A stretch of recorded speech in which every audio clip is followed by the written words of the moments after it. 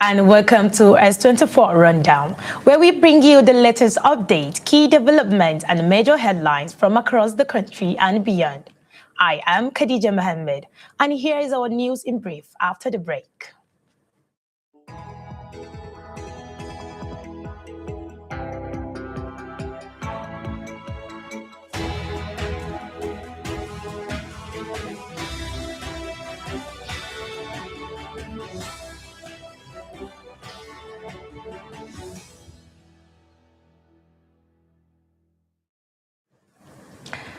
First up, the Independent Corrupt Practices and Other Related Offences Commission, ICPC, has submitted an interim report to President Bola Tinubu on its investigation into alleged fake government agencies operating within the public sector. The commission says the probe has uncovered more agencies believed to be operating without proper legal backing, alongside other administrative irregularities.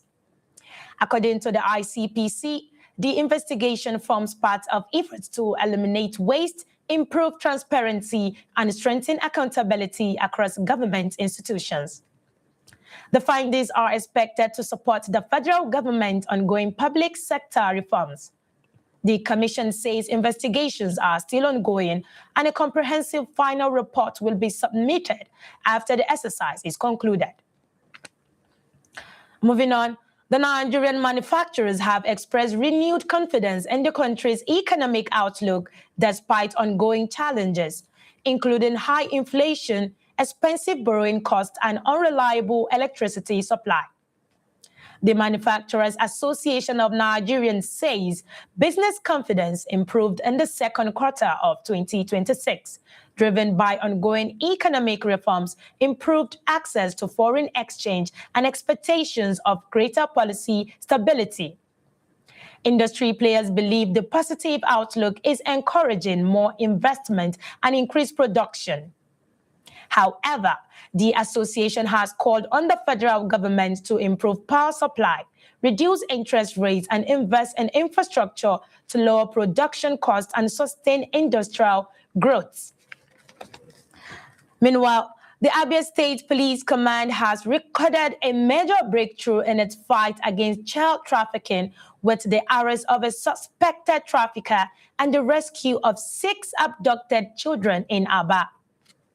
Police say the operation followed credible intelligence, leading operative of the Violent Crime Response Unit to arrest a 51-year-old Namdi Lazarus, who was allegedly harboring the children.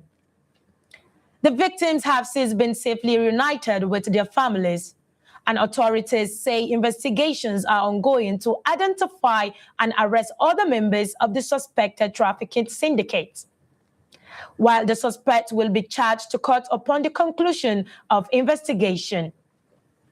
Also, a nationwide study has raised fresh concerns over the growing culture of online gambling among Nigerians' future doctors and dentists.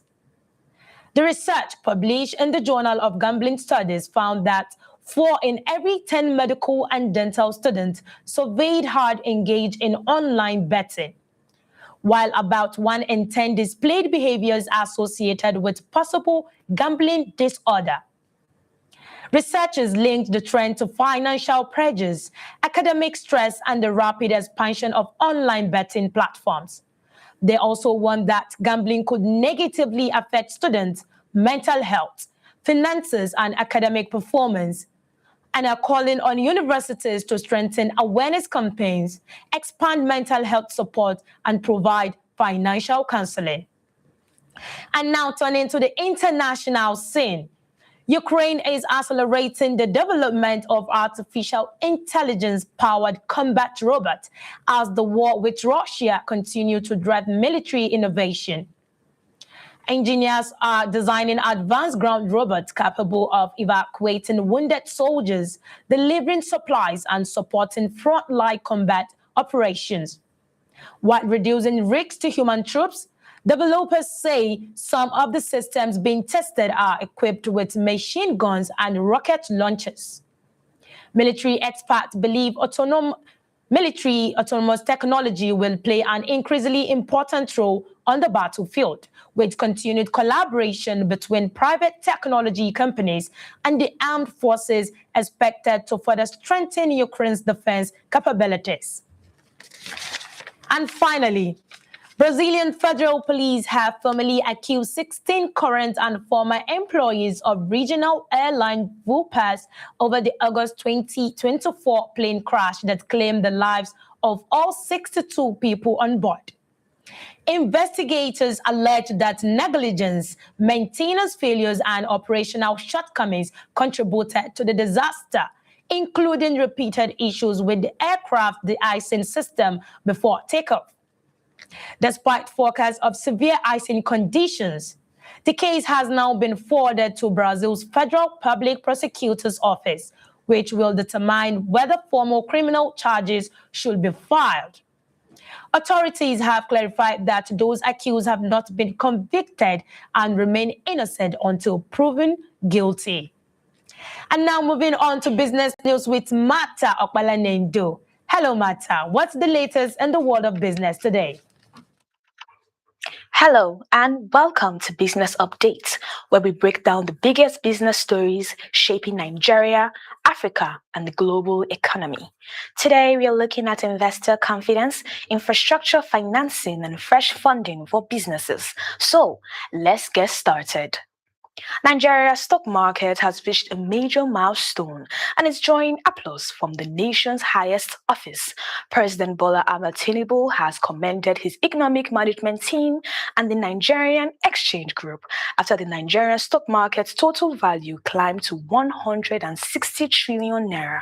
Speaking during a meeting with officials of the Nigerian Exchange Group at the State House in Abuja, the president said the achievement reflects growing investor confidence and the impact of ongoing economic reforms. The exchange also revealed that the market has grown significantly over the past few years and could expand even further if current momentum continues. But while the numbers are encouraging, many Nigerians will be hoping that stronger market performance also translates into more jobs, thriving businesses, and lower costs of living. Coming up next, Africa 50 has secured $50 million in new funding to speed up the development of green infrastructure projects across Africa. The commitment was announced during the Infra for Africa Forum in Tanzania, with support coming from development finance institutions in Italy and France. The funding will help move climate-friendly projects from the planning stage to reality, especially in areas such as clean energy, transport, and other essential infrastructure. Africa 50 says the goal is to make it easier to finance projects that could improve lives, strengthen economies, and prepare African countries for a more sustainable future. And finally, from building roads and energy systems to helping businesses grow, another major funding initiative is opening new doors here at home. The Bank of Industry has opened subscriptions for a 250 billion naira bond offer aimed at providing long-term financing for Nigerian businesses. The funds will support key sectors including manufacturing, agriculture, healthcare, renewable energy, and technology. According to the Bank of Industry, the initiative is designed to give businesses, especially small and medium-sized enterprises, better access to the capital they need to expand, create jobs, and contribute to economic growth. For many entrepreneurs, access to affordable financing remains one of the biggest challenges. This latest move is expected to provide more opportunities for businesses to invest, innovate, and grow. And that's your business update for today. Coming up next is our newspaper review after this break.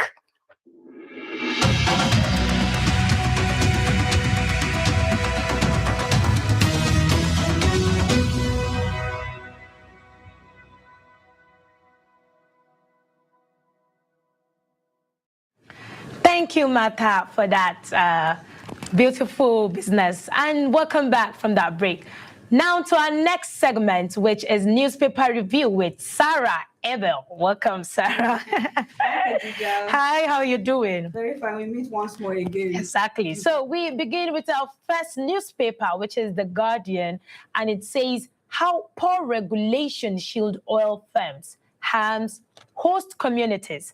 So The Guardian reports that poor regulation continues to shield oil firms while communities suffer the consequences, right? So why has it remained so difficult to hold oil companies accountable in Nigeria? Well, we have a lot of players that are benefiting from this oil thing. I keep saying sometimes I think about it and I feel like we having oil is even more of a cost than a blessing in Nigeria. Because if you look at from inception of when we discovered oil in Nigeria, how much good has it really done to us as a nation? Yes, we've sold a lot of oil, we've made a lot of money, but down to the grassroots, we've not felt it. Now, all these communities that are hosting these oil companies and the rest are bearing the brunt of oil spillages. Yes. Right. So for you to measure up if you're actually doing well as a nation is from the grassroots. So this tells us that we are not doing well as a nation. We have been making a whole lot of money for decades after we discovered oil, but we have not done well for the people. The whole point is that one thing about the oil thing, especially the time where we had Dangote has, brought down the fuel price. There were times that the grassroots people were thinking he has done well, he did well, and all those things. So now bringing to the oil spilling in communities, there's something that our government are actually not, should I say, they don't investigate, or is they choose to just... The government is busy getting facts. Yeah, they choose to just ignore. They choose to ignore because there are so many communities who are suffering from this particular issue. And believe me, if you should put yourself in that community, you will not. Of course, with this story coming up is from Uzere community, right? Yes. So they had like an oil spillage. One of the well 14 had a failure and it has been spilling for a long while. I read the report on it and I've still not even seen compensation for the people affected. These are farmers, these are fishermen, these are people that have... Did you even know that they had to evacuate their health center? Definitely. Health centers that we're already managing that is not even fully equipped. Now you have evacuated people that say, what happens to them? We have a government that is really not serious, that doesn't have the mind, the heart to take care of its citizens. It's so unfair. The regulation is very, very poor. So you just said something now that lead me to our next question. Most times, if you ask me, it's more or less sometimes we like saying the government all the time. So where are the local government chairmen? Where are the governors, right? So I feel like it's a line of, if we keep on saying the government, most of the time, the government, be it local, be it state, or be it federal. Yes, but I'm talking about responsibility. Yes. Right? Because trust me, what if the local chairman is responsible for the people? Because let's not forget, they are more closer to the grassroots. But he's still part of the government that we're talking about. What I'm trying to say, if them by themselves did not bring their cry to the federal government, how do you think, even though, of course, they used to see, but more or less, like, how do you think the federal government are going to help? Their cry has been there. We have even international bodies that are monitoring these things. You understand? So the cry has been there. That's why the full burden is placed on the government, because it is government that make regulations. So if you don't do decisive implementation of your regulation, many of these oil companies will keep getting away with this.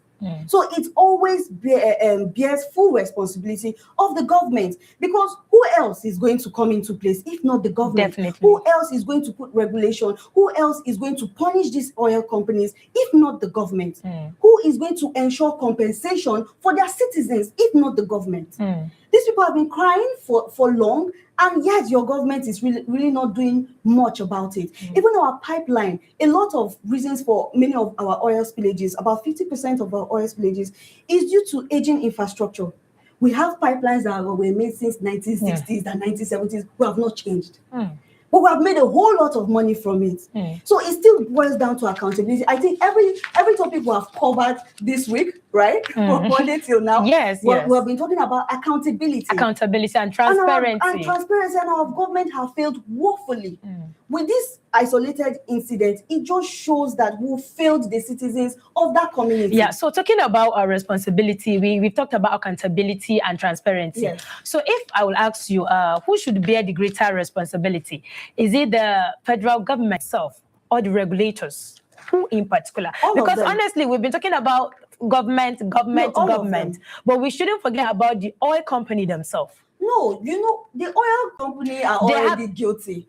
It's like saying you caught a criminal and you are blaming just the criminal. You start from the police that arrested the criminal. Is that not so? That's true. They are guilty. So the reason we keep talking about government is because government are the one with the sole responsibility of protecting lives and property. And they are also the one that actually gave the license for those oil company you could revoke. to proper disciplinary actions whenever all these things happens, and they're not doing it, which is unfair, because they have the responsibility to protect those citizens, the people in that community. Their livelihood is gone, their houses is gone, their healthcare is gone. It is solely on the government, because those people are tax-paying citizens. You understand? That's why we always put the responsibility on the government. If you leave these companies, they will get away with a lot. Humans are selfish on a normal, so that is why we decided to put laws. Humans looked at ourselves and say, if we leave ourselves, we will get away with a lot of things. So let's come together and make laws. That is why we hold the government responsible. Okay, so Ms. Sarah, what are some of the, even though you just said laws, right, is one of the solution, but what other ways do you think we can actually regulate all of this? Decisive implementation of what you already put as your regulation. It should be decisive. With this case going on right now, there have not really been much going on government's aspect. We've not seen any regulatory body putting bans or whatever punishment that needed to be put. We've not seen that on the case of Heritage Energy, because they are the one in charge of the current well that spilled. So it's still down to regulations. It's still down to implementation of what you've regulated. We don't have that, and that's why these companies keep getting away with it. And then you still look at those in government that go behind and negotiate with the companies and collect money. It's a whole lot of crime scene. Our oil sector have a whole lot of criminals in them that have not yet been punished. Thank you so much, Ms. Gloria. Well, and we hope our government do better when it comes to this regulation. So moving to our second newspaper, which is The Punch. Page 6 says, Lagos short of 40,000 doctors by Sanwo-Olu. So, Governor Sanwo-Olu says Lagos need about 40,000 more doctors, right? And so what does this tell us about the state of Nigerian healthcare system? Of course, this is not even an isolated thing. It's just that him is talking about his state. But if you look at the condition of Nigeria all over the state, in fact, Lagos even have it better in comparison to other states. And it's such a sad thing. We still we have been talking about the education sector for 2 days now, right? We're looking at the future. Where are we going as a country, Khadija? The future is quite bleak. We have doctors running away from the countries. There's a Japa syndrome now that is going on. And you can't really fault the doctors. Everybody wants a better life for themselves, better wages. They want better infrastructure and tools to work with. They want better appreciation. And they don't have it. And then you still look at the number of doctors who are churning out. It's not even still enough, because our education system is quite broken. It needs more fixing. We still talk about WAEC. These are the future of doctors also, and they are failing.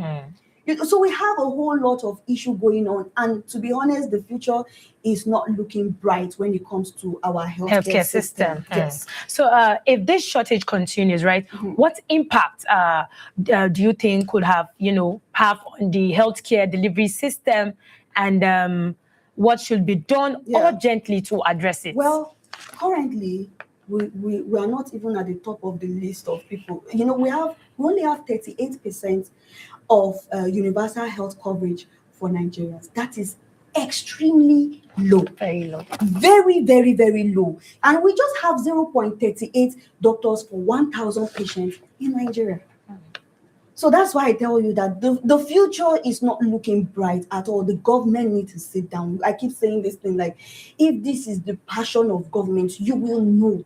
You will know from the budget, you will know from the infrastructure, you will know from the tools given, you will know from the salary, the benefits, the welfare given to all these things. You will even know from our education system. What laboratories do we have? What research? How much have we pumped into research to ensure we have top quality doctors? You know, and how the economy of the nation also, we don't even have enough people that can afford healthcare. That's true. So the future is not looking bright, to be honest. I was not happy about this news. It just tells the story of Nigeria. And we're not even talking about those in the rural areas. That's even another topic for another day. Yes. Many of this conversation is about the urban side. Doctors are no longer in the rural area. And then, you know, with the insecurity going on, even recently, you see teachers saying that they want to quit in the north, right? Because of insecurity. If the teacher's saying that they want to quit, that should tell you that even the doctors are not even there. You know, you just have few health practitioners, you have few infrastructure, dilapidated healthcare centers, no tools to work with. I think I was even seeing someone and he was saying that he normally even buys his own things to use in the hospital because he's tired of waiting for the hospital to provide. And that brings me to my next question. Currently, what is happening, there was a social media post whereby, I don't know, I think doctors are kind of having like a performance review at the end of the month, whereby there are some tests that I think they need to do to some patients before I think they can be paid. I'm not, allegedly, I'm not 100% sure about that, in the sense that currently now what is happening in hospital, you go to the hospital, a doctor will see you, and it's, instead of diagnosing with a good medication, it will end up, the doctor will end up telling you that you have a sickness, another sickness. That's misdiagnosed. Yes. From there, they'll start misleading the patient. So it's more or less like, I don't know if they have a deadline of doing something. This might just be an isolated case. I don't think that that's the norm. You know, the same way we have rogue education centers. Yes. That's the same way we have rogue hospitals. Honestly. You know, so this is still part of regulation for the Ministry of Health to look into, because that is illegal. That is not part of what anybody should practice, you know. So it's still part of what the Ministry of Health should look into and close down such hospitals and arrest the doctors and the owners of the hospital. But that's a different conversation. It still even talks about the state of the healthcare of the nation. That's where I'm heading to. That we have. You know, we have, with a nation that still doesn't even have enough people having access to healthcare. The few that still have access to healthcare, there's not enough doctors for them. So we need to work better. And then let's even talk about the shifting pattern for doctors. I think that's something that I feel like most times, that's something that I just feel like it's something that make some doctors to use the word JAPA if they have small opportunity, and then they'll just go. If you have 0.38 doctors per 1,000 patients, that's to tell you that they are overworking themselves. So obviously they will run away for better, greener pastures, so to speak. So we hope our government do better when it comes to our healthcare system. Thank you so much, Miss Gloria. Anyway, we hope so, yes. Thank you so much, Miss Gloria. And that is all on our newspaper review today. Up next is S24 Report, coming to you after the break.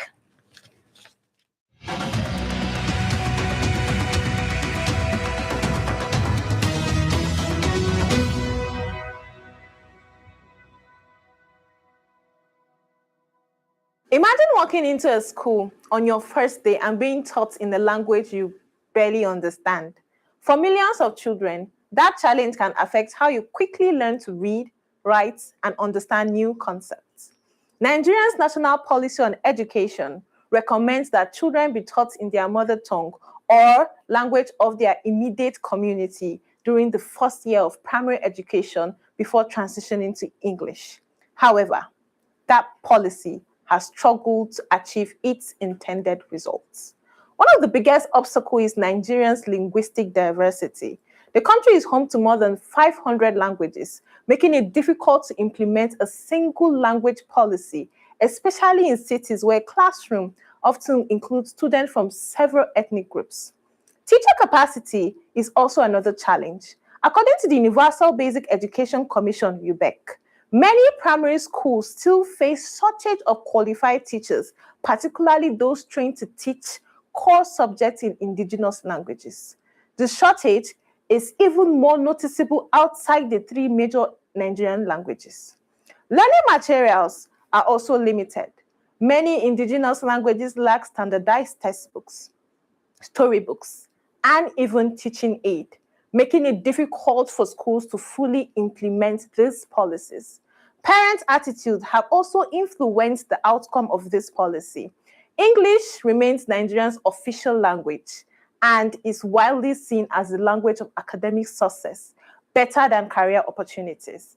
As a result of that, many parents prefer schools that introduce English in nursery or primary one, even when this goes against the policy. UNESCO says learners who receive instruction in their first language during early years generally develop stronger literacy skills, better comprehension, and improved learning outcome before transitioning to other languages. The issue, therefore, is not whether mother tongue education has education value. It is whether Nigeria has invested enough in teacher training, learning resources, and consistent implementation to make this policy work.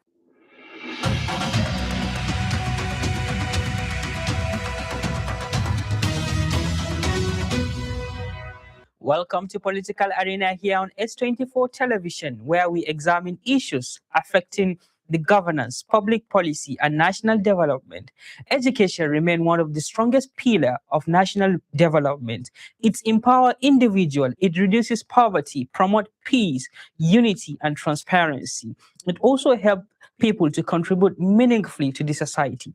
Yet, despite several government intervention and the effort to develop partnership, Nigeria has one of the largest population of out-of-school children in the world. Millions of children who should be in classroom are out there in the street, market, farms, or even displaced by conflict. The causes are many: poverty, insecurity, child labor, early marriage, weak institution and weak infrastructures, and cultural barriers. But perhaps the biggest question is, who should take responsibility? Should the blame rest solemnly on government, or do parents, community, religious leaders, institutions, civil society organizations, and private sector also have a role to play in tackling that menace? Joining us to discuss these very important issues is Ambassador Mariatu Zakari, a Nigerian humanitarian, gender equality advocate, community development leader, and the founder of Mary Gold Bloom Foundation. Through her foundation, she has championed girl-child education. Ambassador, welcome to Political Arena here on S24 Television. Thank you. I'm glad to be here. Thank you for honoring our invitation once again. You're welcome. It's my pleasure to be here, and I can't wait to share my light on the above. Ambassador, can you please introduce yourself briefly? All right. Briefly, my name is Mariatu Zakari. I am from Kogi State, Nigeria. I graduated from Kogi State University, Ayimba. Currently, I own a foundation tagged Marigold Bloom Foundation. And over the years, my foundation has been able to pull lots of projects to support humans, to impact the life of humans, especially that of female gender. Thank you so much. Yeah. Nigeria have experienced the highest number of out-of-school children across the globe. How concerned should Nigeria be when they hear that statistics? Yeah, Nigerians should be extremely concerned. Extremely. In my opinion. Extremely concerned. Because when a country has the highest numbers of out-of-school children, it is no longer an education problem, but a national emergency. Or pandemic. Yes, because it will affect the future of the economy, it will affect the national development, and even integrational poverty, in the sense that when children are out of school today and they grow up with the mentality without being informed, being educated, or having foundation, solid foundation that can guide their life. When they grow up to birth other children, the children repeat the same thing, the cycle continues. And the poverty becomes a generation, more like an integrational poverty, something that circulates. Cyclical. Yes. Now, imagine when you have 10 million children that are out of school today. It means children right now. It means in the next 15 years, you're going to have like 15 million young adults that are out of school, which means without no certificates, without no skills, let's not talk about job, or without any information at all. Now, after 10 years, another 10 years, you're going to have full-grown adults who are out of school without skills, without no job, who are surviving on menial jobs or can do anything at all for survival. So at that stage, they are not aware of their action. They don't know the consequences of any action they take. They just want to stay alive. They just want to survive. Okay, so what happened to a country where millions of children are out of school? Yes, a country where millions of children are out of school is likely to suffer poverty, likely to swim. Permit me to use that word, likely to swim in poverty. The pressure will be much on security agency, because when you have children that are out of school, grown up to be adults, they behave without even minding the consequences of their action, without realizing they're harming the next person. They want to survive. They want to behave with the knowledge and the information they have, because they don't have any existing foundation. So that country survive. There's no security agency would survive it more, will suffer it more, because the pressure will be on them, having to tackle crime, having to tackle fraud, A lot of things. Bandits, attack, different things. So what are the major reasons behind the out-of-school children? Okay, I think lack of access to education. I think poverty too. And I think sometimes one of the major reasons is people giving birth to children they cannot really birth train control. in school. Birth control. Because sometimes I've had a lot of people saying that it is God who takes care of children without minding to plan for themselves first. God doesn't come down from heaven to take care of children for you. You make Even plans. God said that, like, put on your effort, then I will compliment your effort. Exactly. Yeah. So God doesn't come down from heaven to take care of children for you. So giving birth to children without having any foundation, without planning, making plans for them to train them in school, they'll become burden to the society, not just you, but to the society as well. So do you think that the government is doing enough in order to address the menace of out-of-school children in our country, Nigeria? If you ask me, permit me to be very honest with my opinion. Sometimes a lot of people blame governments for a lot of things. But in this very one, permit me to, I beg to differ. Government doesn't really have a concern here. Anything the government do in this case is to help to get a better society for the country. It is not sole responsibility of the government to take care of out-of-school children. But let's assume we already have this situation at hand. What do we do to solve it? Then we can now talk about how the government can step in, organization, religious leaders, because religious leaders, whatever they say, people in their communities listen to them. Even the leaders that govern their communities listen to them. So when they present an issue before the leaders, like the local government, starting from the local government chairman, governors, down to presidency, they know how to pass this message across that it gets to the ears of governments, and governments may decide to intervene. And how would government intervene? In your humble opinion as a Nigerian, what policies should government introduce in order to tackle the problem?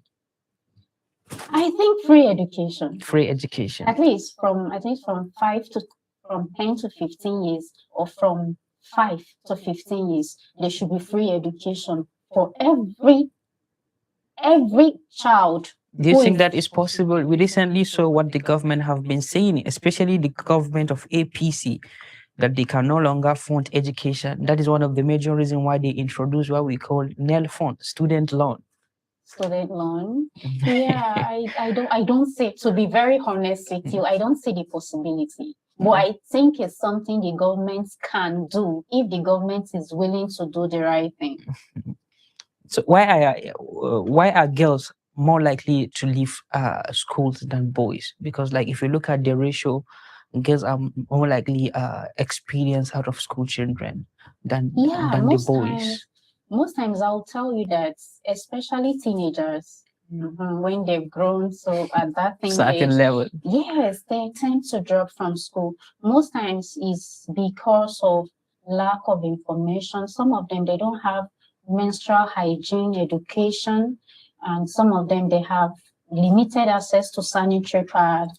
Like there was a time I went for a project in secondary school, and a particular girl child was absent. So it seems she was the bride, she was one of the best students in the class. So I was asking them to get a thing done for me. So they were looking out for that particular girl. Oh. They couldn't get her. All of them, they say, "Where is Sarah? Where is Sarah? Where is Sarah?" So none Sarah, of them can attend to what you asked them. Yes, they were looking out for Sarah. And Sarah was nowhere to be found. And guess what happened? I tried reaching her, so someone gave me her mom's number immediately. So I tried calling her mom, and I told her that, "Sarah, speak with me. I am your friend. Speak with me." So I tried to cajole her to talk to me, and she'd open up to me, "Auntie, I'm on my period. That's why I'm not in school." And I said, "Why?" She said, "Auntie, because I don't have pad, I'm using piece of clothes, and I might get stained, people will laugh at me." So when there is lack of access to good menstrual hygiene materials, it's also part of the major it's also reason. part of the major. Some of them, they get stigmatized and they get ashamed. They even get pulled out of school with time for the fear that, "Oh, I can't continue attending school when I might likely be staying later." And then, when you skip today, you skip tomorrow, skip next you tomorrow. skip a lot of things. You might just lose interest. Let's delve our discussion into security. Northeastern part of the country have been battling with the problem of insurgency. Do you think security has also compounded the situation of out-of-school children? Yes, I think so. Because I always have example, I used to have a lot of experience. So I think, yes, security, because I had a friend, when I was serving, I had a friend called Mommy Amina. So I was speaking with her some time ago, and she was telling me that Amina is not in school for the fact that they are kidnapping children from school, like bandits attack schools and all of that. So she's trying to prevent Amina from setting harm. Now, Amina has been home for 3 months without attending school. Don't you think that after these 3 months, Amina might decide to say, "Mommy, let me just get something else to do instead of school"? So you can see from this example, you'd understand that a lot of children, security has contributed to the fact that a lot of children are out of school today. Maria, so let's go for a quick break. When we return, the conversation will continue. All right, thank Remember, you. you are watching Political Arena here on S24 Television.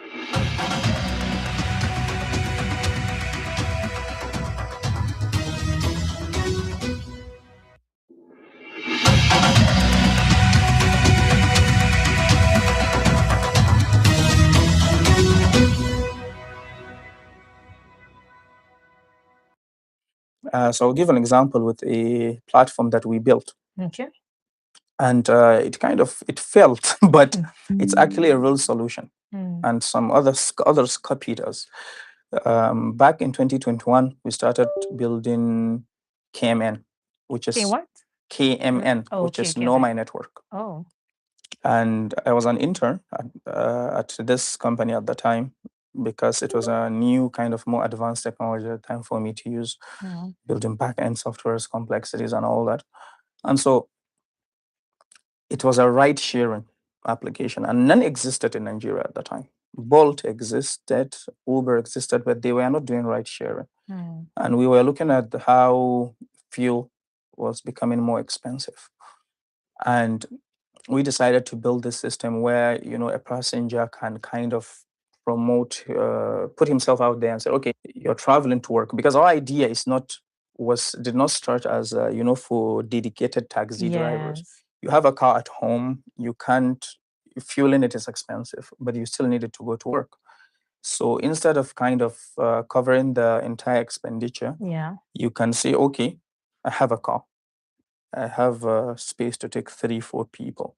So why not make 2 or 3 spaces available Yeah. and post it and say, okay, I have a car with this description and all that, and I'm giving 2 spaces and I'm going towards this direction. Yeah. So if you are a passenger and you're looking for a lift, Yeah. you can hail this, like ride hailing basically. Yeah. You can hail and say, okay, yeah, I'm going towards this direction too. And then you book a spot. And so a person comes out, picks this person up and picks the person up and then drops you on the way or wherever you're going to. Yeah. You see, to me, that addresses a real problem. Yeah.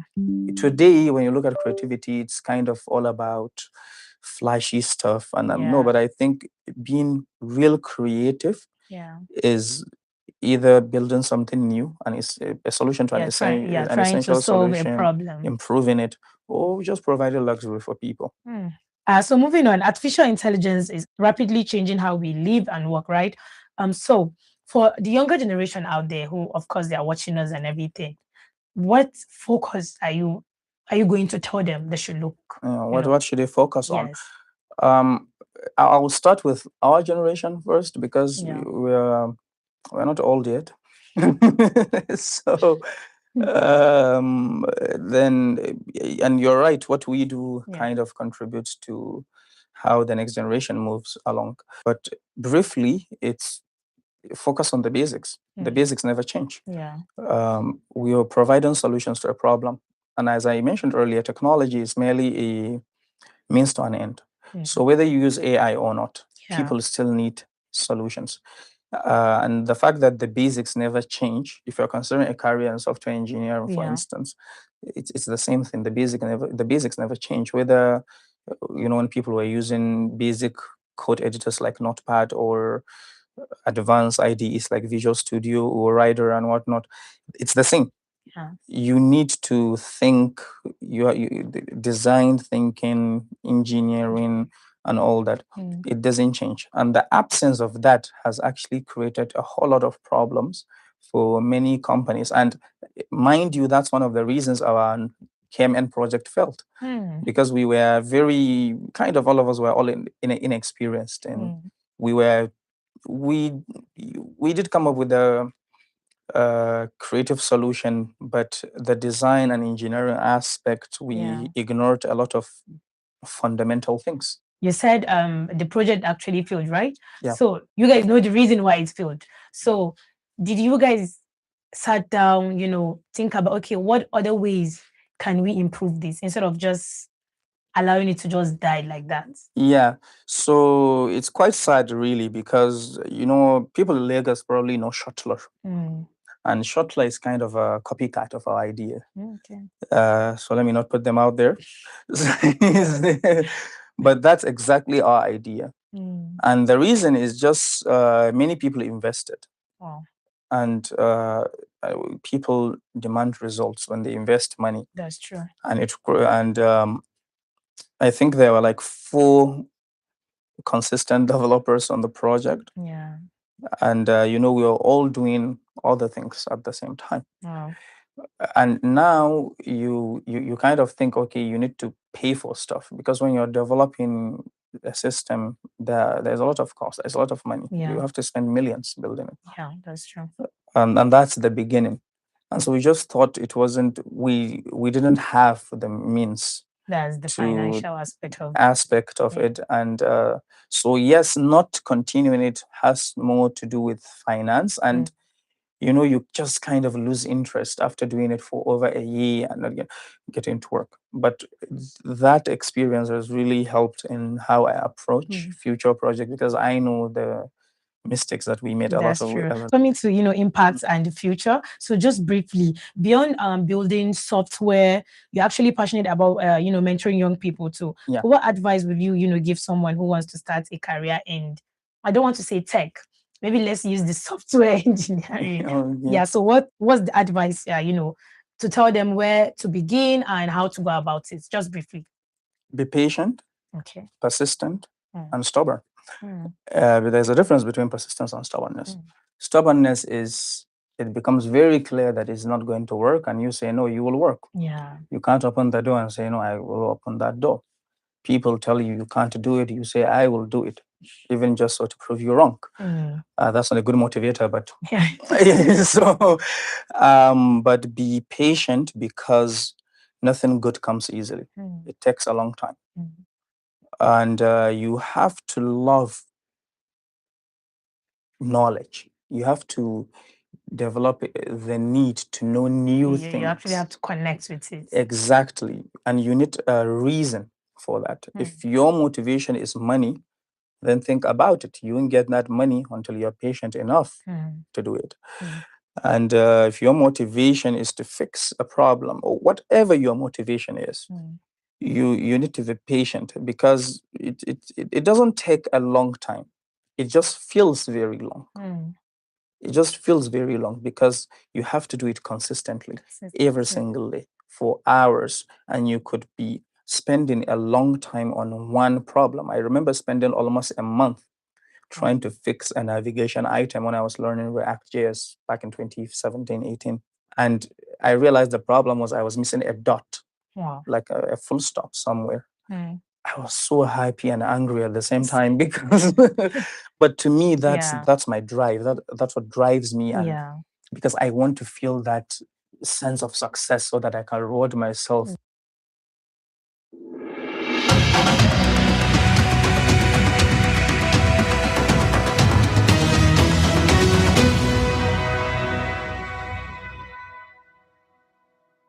Have you ever been scrolling through your phone, minding your business, and suddenly your mood changes? You see someone your age getting married, another person just got your dream job, someone else is traveling, they are glowing, winning awards, living what looks like their best life. And then a tiny voice whispers, what am I even doing with my life? Pause for a second. Let's talk about why we even compare ourselves in the first place. So imagine this. You wake up one morning, you are feeling okay, you have goals, you have plans, you are trying your best. Then you open your Instagram or any of your social media apps. 5 minutes later, you are questioning everything, saying things like, she's younger than me and already successful. He's doing better than I am. Why does everyone seem to be moving forward except me? Why am I behind? But comparison isn't always about success. Sometimes it's much deeper than that. You look at someone and think, she's prettier than me. Her body is better than mine. Why is his skin so clear? Why is she so confident? Why does everyone seem to even like him? Why can't I be more like her? And just like that, it moves beyond achievement and starts attacking your self-esteem. The truth is, comparison is a natural human behavior. Our brains are constantly trying to measure where we stand in relation to other people. Thousands of years ago, this helped humans survive by learning from others and fitting into communities. But today, comparison has a sneaky way of stealing joy. But here's something worth remembering. Because someone else is succeeding doesn't mean you are a failure. I'll say that again. Because someone else is succeeding today, it doesn't mean you are a failure. So what can we do when comparison creeps in? First, acknowledge it. Don't pretend it isn't there. Second, focus on your own journey. Ask yourself, am I better than I was yesterday? Not, am I better than someone else? And finally, practice gratitude, because it's hard to appreciate your own blessings when you're constantly counting someone else's. So the next time you catch yourself comparing your life to another person, remember this. You are seeing a snapshot of their journey, not the full story. You don't know the backstory behind every success. Because at the end of the day, the goal isn't to become them. The goal is to become the best version of you. Comparison steals joy, but self-awareness brings peace. I hope this helps.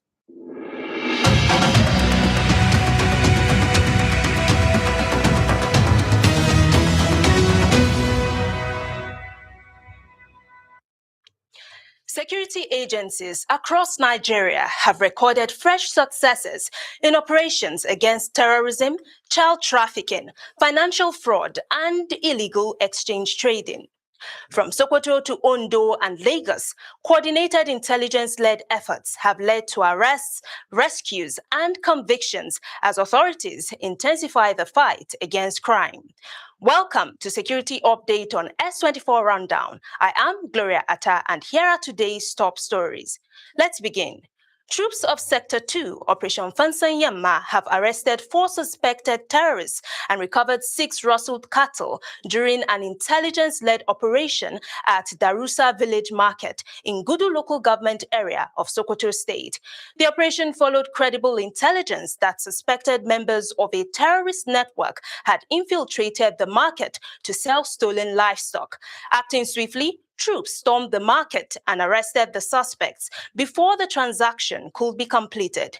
Military sources say preliminary investigations suggest the suspects are members of or collaborators of the Lakurawa terrorist network, which has been associated with cattle rustling and other criminal activities across parts of Sokoto and neighboring states.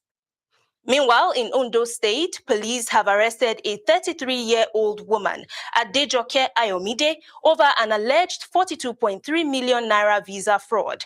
According to the police, the suspect allegedly posed as a travel consultant, promising to secure visas to Spain, Portugal, and France for more than 90 intending travelers. Investigators say over 93 victims paid a combined 42.3 million naira into the suspect's account before she became unreachable. The arrest followed a petition filed by a law firm acting on behalf of the victims. Police say investigations are ongoing to identify possible accomplices and determine whether additional victims were affected. The suspect is expected to face prosecution after investigations are completed. And in Lagos, the Economic and Financial Crimes Commission, EFCC, has secured the conviction of a bureau de change operator for illegal foreign exchange trading. Justice F.N. Ogazi of the Federal High Court in Ikoyi convicted Dabo Malam Ardi after he pleaded guilty to conducting foreign exchange transactions outside the official market, contrary to the National Economic Intelligence Committee Act. The court sentenced him to 2 months imprisonment with an option of an 80,000 naira fine. The EFCC says the conviction underscores its commitment to enforcing financial regulations and tackling illegal foreign exchange activities across the country. These are the latest security updates from across the country.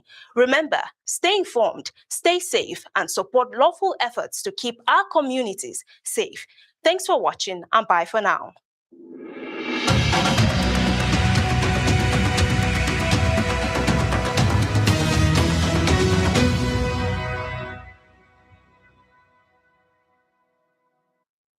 Hello and welcome to Tech Updates. I am Olawale Omotego.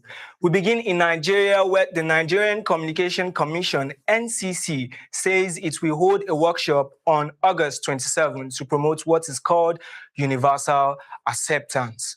The goal is to make sure every valid website domain and email address works properly across digital platforms, regardless of language or extension. The Commission says the move will help create more inclusive internet and improve digital access for everyone. Still in Nigeria, the National Information Technology Development Agency, NITDA, says partnering with the University of Abuja, strengthening digital education.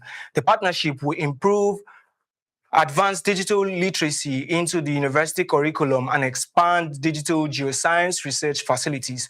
Officials say the initiative is aimed at preparing students with practical technology skills while encouraging more innovation and research. And still on Nigeria, the Nigerian government is stepping up efforts to support clean technology and digital innovation.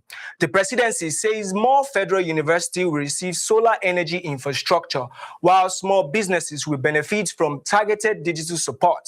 The plan is expected to reduce energy challenges, encourage technological adoption, and create more green jobs across the country.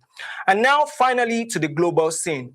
Meta has been ordered by courts in New Mexico to pay $567 million into a youth mental health fund. The court also directed the company to make changes on how its platforms operate for minors, after ruling its services contributed to harm to young users. The decision adds to growing pressure on technology companies to strengthen online safety for children. And that's it for Tech Updates. Thanks for watching. Stay connected for more stories shaping the world of technology and beyond. Do have a lovely day.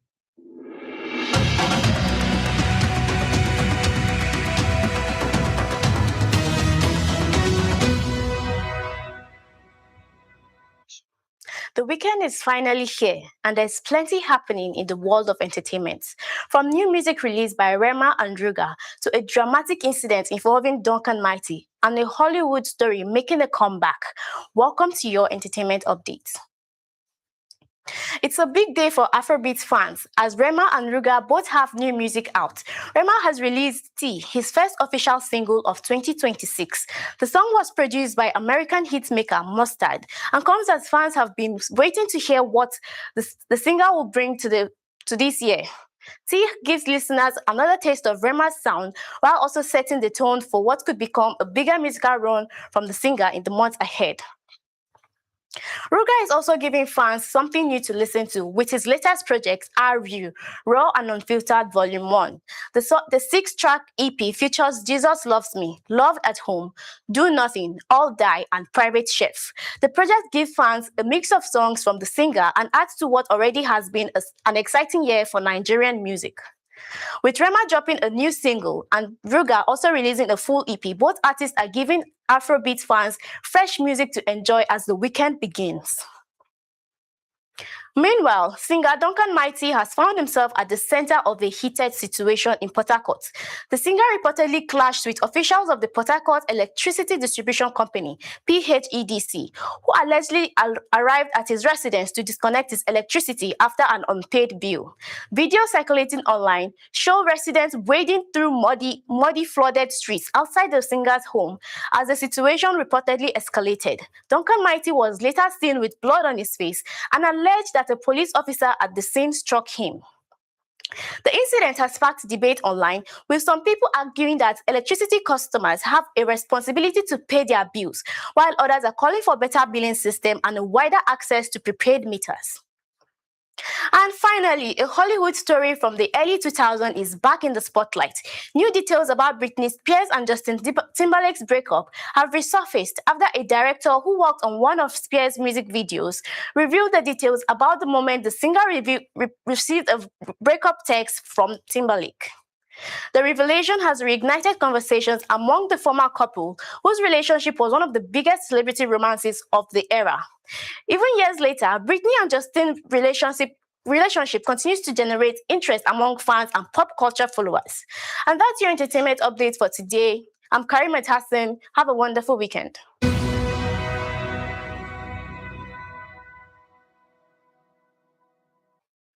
Hello and welcome to your sports update, where we bring you the biggest stories making headlines across the world of sports. I'm glad you are with us. Let's get straight into today's top stories. Our first story takes us to football politics. The Confederation of African Football, CAF, has thrown its full support behind FIFA following recent governance concerns that prompted an apology from the World Football Body. CAF President Patrice Motsepe has also reaffirmed the Confederation's backing for FIFA President Gianni Infantino, describing the partnership between both organizations as crucial to the continued growth of football across Africa. The endorsement comes at a time when FIFA is working to restore confidence in its governance while maintaining its focus on developing the game globally. And now to boxing. One of the biggest heavyweight fights in modern boxing appears to be edging closer. Reports indicate that the long-awaited clash between Anthony Joshua and Tyson Fury is set to take place in the United States. The all-British rivalry has been years in the making, with negotiations collapsing several times in the past. If the fight is officially confirmed, it will finally give the boxing world the showdown they have been waiting for and could become one of the sport's biggest events in recent history. And finally, to Turkey. Victor Osimhen continues to dominate headlines even off the pitch. Following Mo Salah's high-profile move to Trabzonspor, the Nigerian striker still remains the highest-paid player in the Turkish Super League. The financial package reflects both his quality and his growing influence at the club. Expectations continues to be high as supporters look to Osimhen to lead Galatasaray's charge for domestic success and make a strong impact in European competitions this coming season. And that's your sports update for today. Thank you for watching. I am Udokan Gotspa.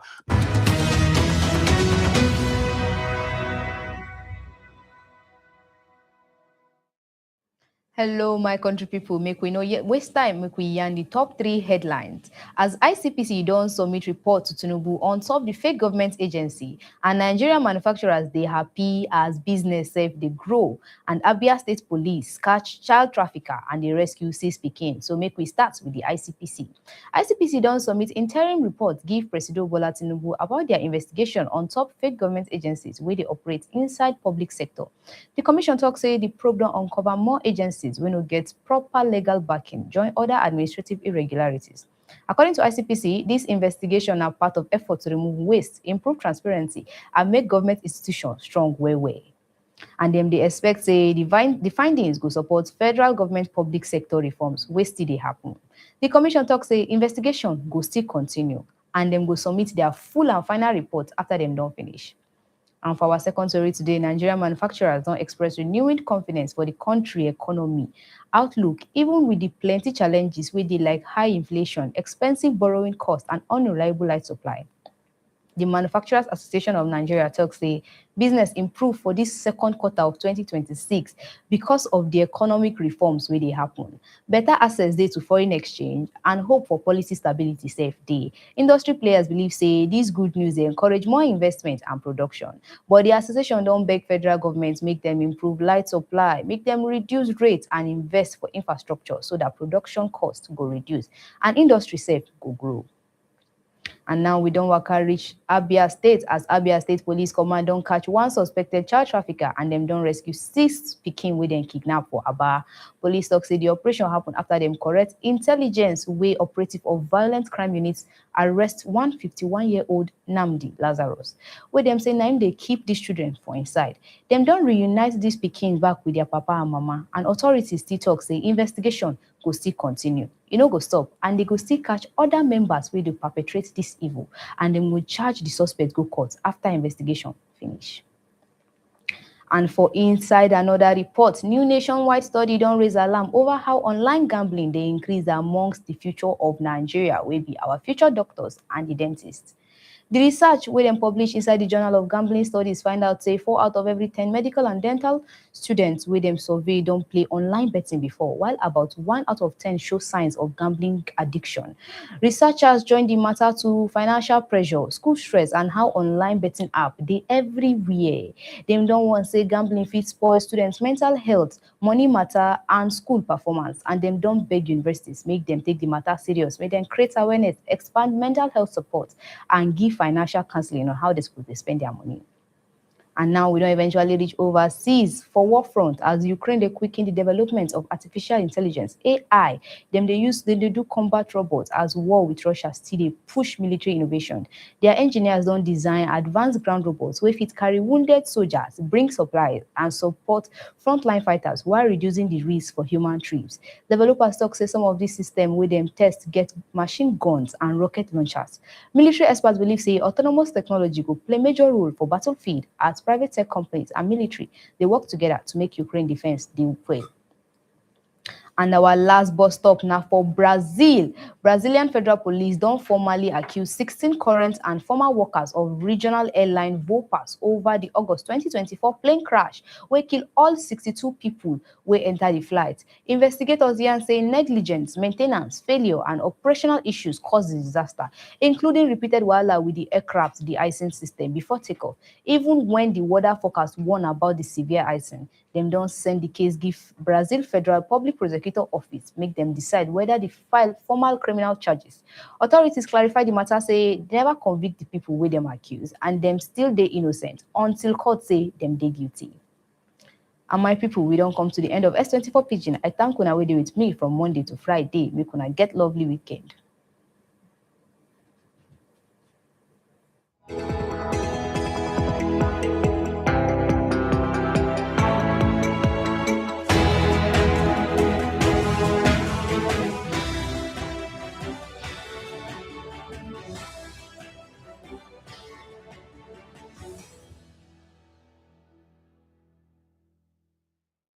Thank you, Shukra, for that version of our news. And this brings us to the end of S24 News Rundown.